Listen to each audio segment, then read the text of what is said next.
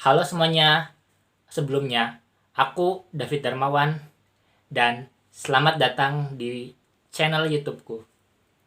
Mungkin dari videoku yang sebelumnya, kalian telah mengenalku sebagai seorang lulusan SMK yang memilih untuk gap year, dan kabar baiknya aku berhasil diterima di salah satu PTN top yang ada di Indonesia, yaitu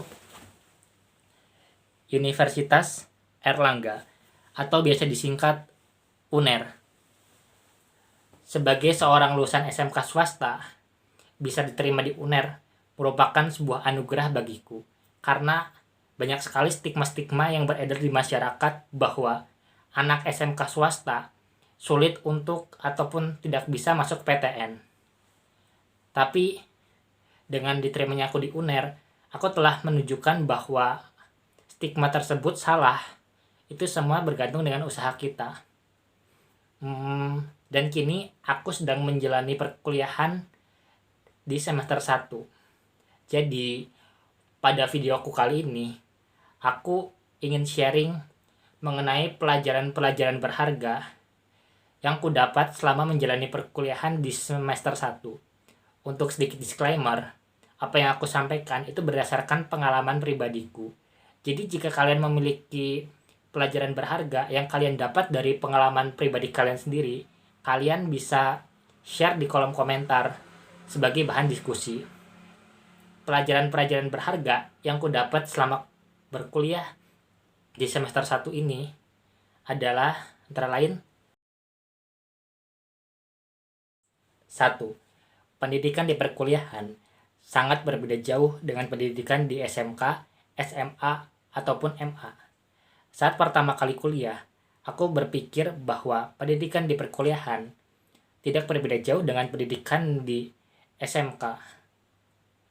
Hal ini didasari faktor bahwa baik jurusan yang kuambil di perkuliahan maupun di SMK adalah sama-sama jurusan teknik, di mana saat aku SMK, aku mengambil jurusan teknik kendaraan ringan otomotif atau TKRO.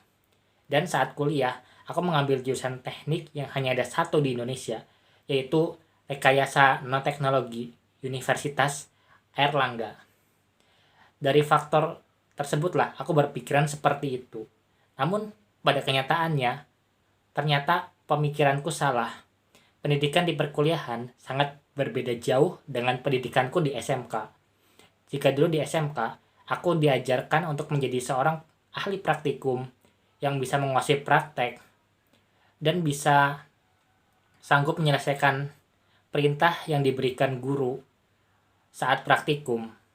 Namun saat aku kuliah, ternyata di kuliah aku lebih diajarkan untuk berpikir kritis, di mana setiap pelajaran yang aku dapat, aku memang diharuskan untuk paham dari mana dasar teorinya tersebut.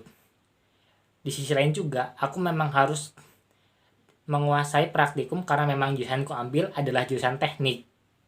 Selain itu, sistem penilaian di SMK, semua guru memiliki sistem penilaian yang sama. Sedangkan saat kita kuliah, setiap dosen memiliki kriteria penilaian yang berbeda-beda. Oleh karena itu, ketika kita kuliah, kita sangat dianjurkan untuk membaca silabus ataupun kontrak perkuliahan yang diberikan dosen agar kita dapat memaksimalkan nilai yang kita dapat di matkul yang diajar oleh dosen tersebut.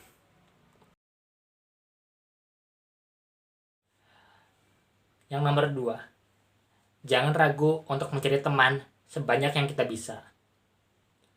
Mungkin sebagian dari kita akan merasa canggung ataupun ragu ketika harus berkenalan dengan orang yang baru.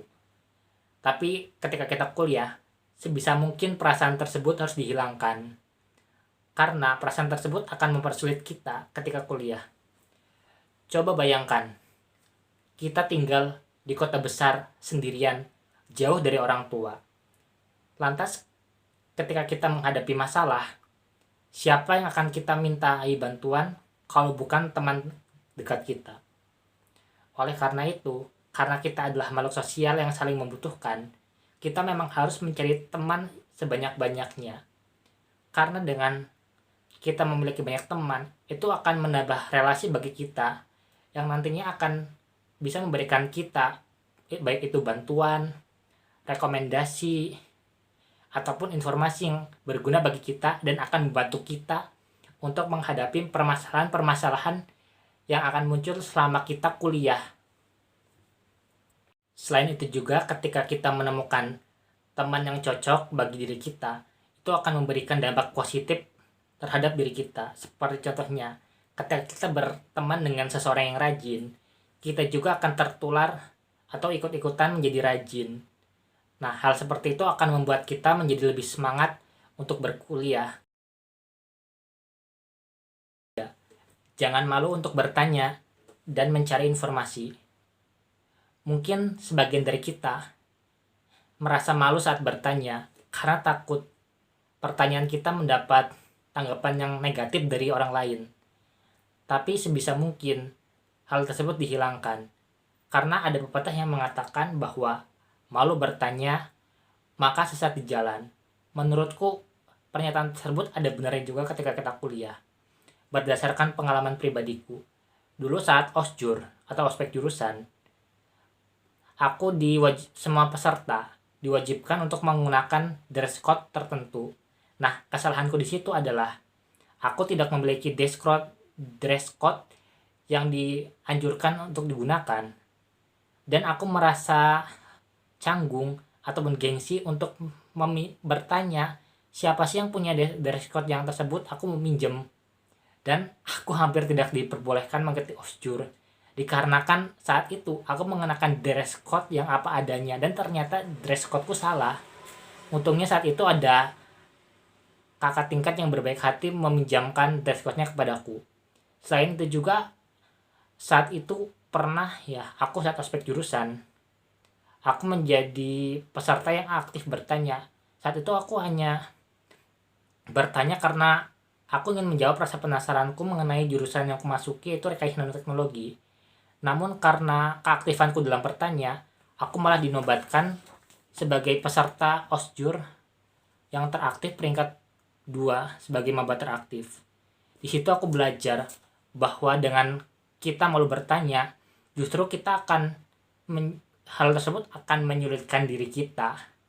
Sedangkan dengan kita aktif bertanya, itu akan memberikan value positif tersendiri bagi diri kita.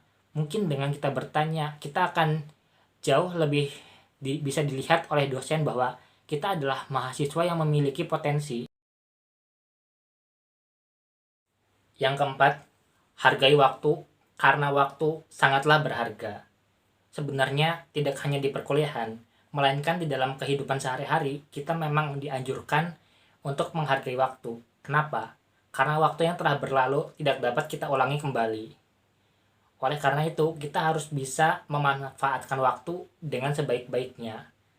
Sebagai contoh seperti ini, aku pernah memiliki pengalaman yang bisa dikatakan pengalaman buruk karena aku saat itu menyia-nyiakan waktu. Jadi saat itu, aku sempat diberi tugas oleh dosen. Tapi karena aku merasa bahwa aku memiliki banyak waktu untuk mengerjakan tugas sebelum deadline, aku menjadi beranggapan bahwa nanti aja lah kerjain tugasnya, nungguin deadline. Tapi ternyata menjelang deadline, banyak tugas-tugas lain yang juga bermunculan yang diberikan oleh dosen kepadaku. Sehingga karena aku menyia-nyiakan waktu untuk suatu hal yang tidak penting, akhirnya itu memunculkan sebuah tugas yang tidak terselesaikan. Di situ aku sangat merasa menyesal dan bertanya-tanya kepada diriku, kenapa aku gak ngerjain tugas ini dari kemarin ya? Coba kalau aku ngerjain kemarin, mungkin aku gak akan seperti ini.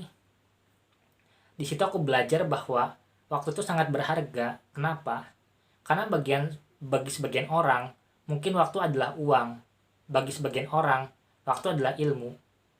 Oleh karena itu, kita harus bisa menghargai waktu dan menggunakan waktu dengan sebaik-baiknya. Agar kita tidak merugikan diri kita sendiri. Sebagai contoh, pengalamanku tadi yang kudapat di perkuliahan tadi. Jangan pernah berusaha untuk menjadi yang terbaik, tapi lakukanlah usaha yang terbaik untuk diri kita sendiri. Jujur, sebenarnya dulu aku adalah seseorang yang memiliki sifat kompetitif dan selalu berusaha ingin menjadi yang terbaik. Namun, semenjak kuliah, aku sadar bahwa ternyata di luar sana jauh lebih banyak orang yang memiliki kemampuan di atas aku, dan aku pun tidak bisa menyamakan kemampuanku dengan dia. Jadi aku di situ berpikir bahwa aku tuh tidak ingin terjebak lagi ke dalam suatu persaingan yang tidak sehat dikarenakan mindsetku yang selalu ingin menjadi yang terbaik. Ya mungkin benar, aku adalah seorang alumni pertama dari sekolahku yang lolos ke UNER. Itu mungkin sudah menandakan bahwa aku ini pinter, tapi sadar di atasku masih, di atas langit masih ada langit. Artinya di atas diri kita masih banyak orang yang jauh lebih pintar daripada kita, dan itu pun ada sesuatu yang di luar kendali kita. Daripada kita harus memaksakan sesuatu yang di luar kendali kita, lebih baik kita memfokuskan diri pada apa yang masih ada dalam kendali kita.